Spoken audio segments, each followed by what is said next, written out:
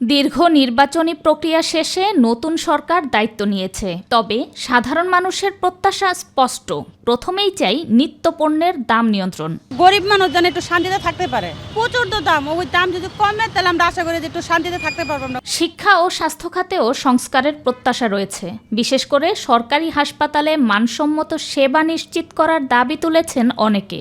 এছাড়া দুর্নীতি দমন ও আইনশৃঙ্খলা পরিস্থিতি স্থিতিশীল রাখার বিষয়টিও গুরুত্ব দেওয়ার দাবি জানান সাধারণ মানুষ।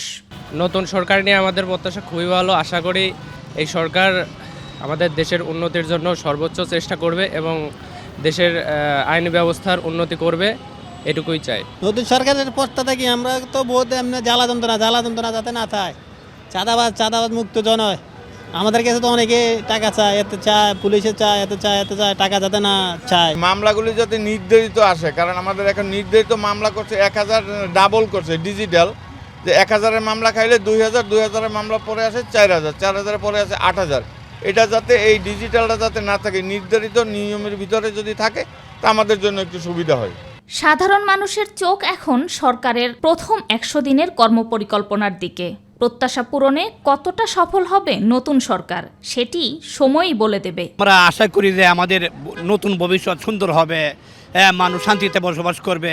আমরা তো জনগণ এইটাই চাই। কোন সরকার আসলো এটা তো আমাদের জানার দরকার নাই। আমাদের কি আমরা দেশের জনগণ, আমরা চাই শান্তি। নতুন সরকারের কাছে একটি আবেদন হচ্ছে, তারা যারা বেকার আছে তাদেরকে কর্মসংস্থানের ব্যবস্থা করে দেবে এবং চাকরির ক্ষেত্রে কোনো তদবির বা কোনো মানুষ যাতে হয়রানি না হয় সেই জন্য তাদের কাছে আবেদন জানাবো। শবনম অবনী, মাই টিভি, ঢাকা।